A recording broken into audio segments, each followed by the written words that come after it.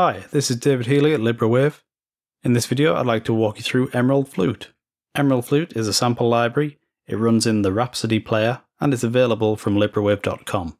So this is an Irish flute library, and let me just walk you through the interface.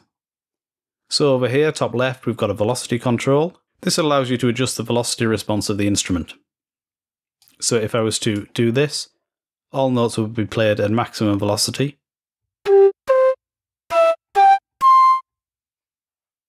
And if I was to bring these down, all notes will be played at minimum velocity.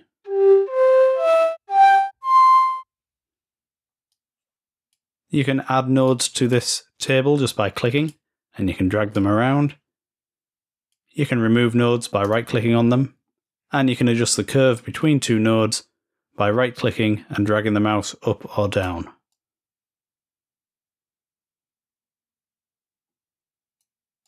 Below the velocity we have the AHDSR envelope. This is a standard amplitude envelope. You'll notice the controls are currently greyed out. That's because I'm on the performance articulation.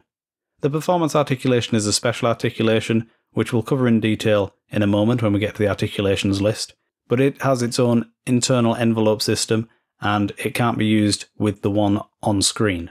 However, all the other articulations can. So it's the standard attack curve, attack, hold, decay, sustain and release controls. And these controls can be set for each articulation individually. Okay, let's get to the articulation list. So as you can see, we can click on the different articulations to change articulation. And over at the right, we can see the key switch name, which will trigger the articulation as well.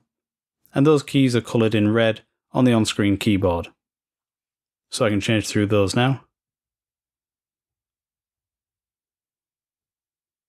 At the right hand side of each articulation we have a volume control.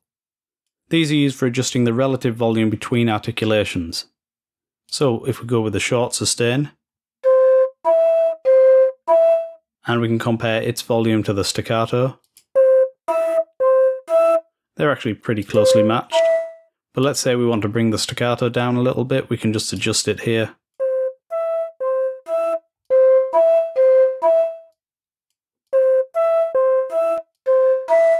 And you can play around to try and balance the volumes between the different articulations. Now out of the box this should be pretty well balanced anyway, but depending on your performance and your exact piece of music and the way you play, the velocities you have coming in and the CC controls, etc., the articulation volumes might need to just be tweaked a little bit. So that's what these controls are for here, to give you that fine control.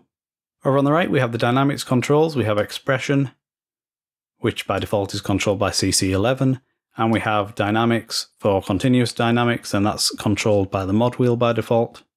You can reassign these by right-clicking and selecting one of the CCs from this list, or hitting Learn MIDI CC and moving one of your continuous controllers.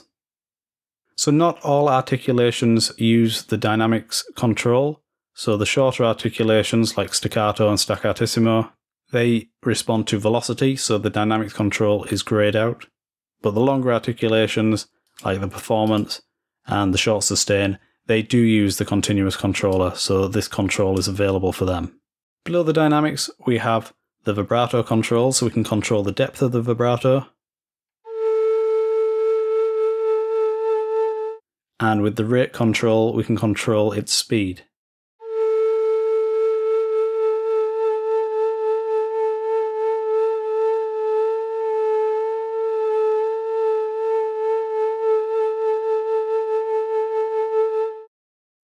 So below that we have the on-screen keyboard. The light keys show the playable range of the instrument. One thing you'll notice is this library is quite dry. We recorded it dry deliberately. So I'm going to add a reverb onto here and then I'll get back to you. So I've added a bit of reverb onto this, and you'll probably want to do the same because it is recorded very dry, but that makes it quite versatile and easier to fit into a virtual space along with the rest of your instruments. So the performance articulation is the main articulation. It's designed for you to be able to create a performance in real time. So it's the long notes with legato, but also it's short notes if you play short notes. It also responds to velocity, so if you play a softer velocity, you'll get a softer attack.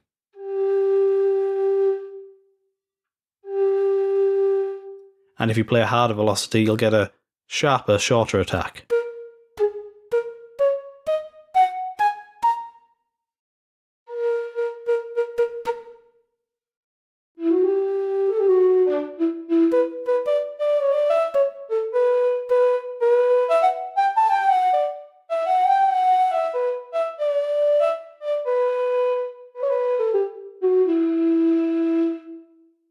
So I was using my pitch wheel there to add those little bends to each note. You can also glide between notes by holding down your sustain pedal, or CC64, and playing a legato transition. So that's where you play one note, and while you're still holding it down, you play another one. And if you've got the sustain pedal down, it's going to play a glide.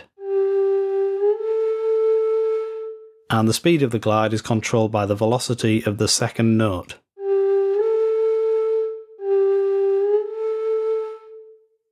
And it doesn't just have to be a note next to it, you can do a larger span.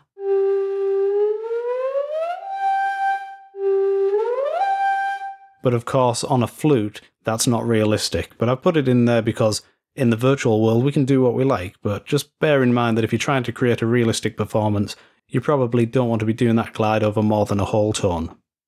Another great feature of the performance articulation is playable trills. So you just hold down one note, play another note as you would for a legato transition, and then while you're still holding that first note, you just press and release the second note. So I'll show you with a C, and we'll do C4 to C#4.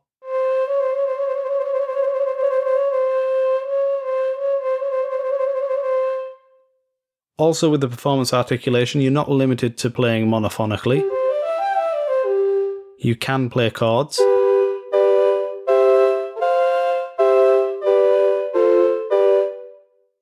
If there's a bit of mismatch in the timing when you press the notes of the chord, you may get a sort of glitch as the instrument thinks you're trying to create a legato transition.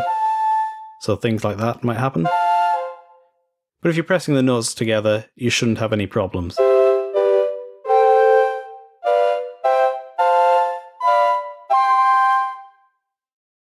Okay, let's go through the rest of the articulations. So we have the short sustain. So this is a sustain articulation, but they're just a bit shorter. And again, you can play chords with these. There's no legato, they are just individual samples. We have staccato.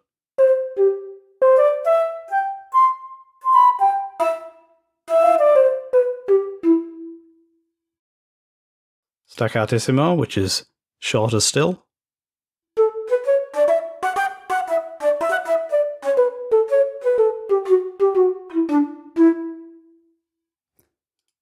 Percussive, which has a nice percussive attack.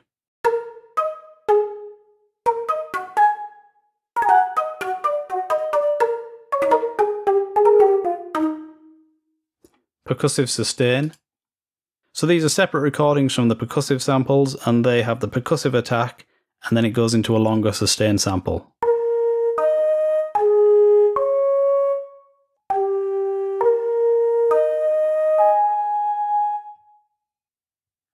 Crans, which are an ornament.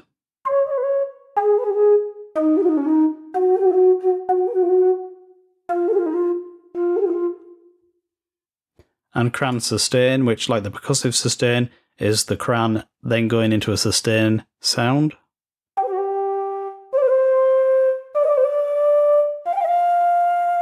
And again, these are separate recordings, so it's not that we took the cran and then stuck a sustain sample on the end. It is actually one recording, the cran's going into the sustain. And then we have buzz sustain, which again is a sustain note with a different attack.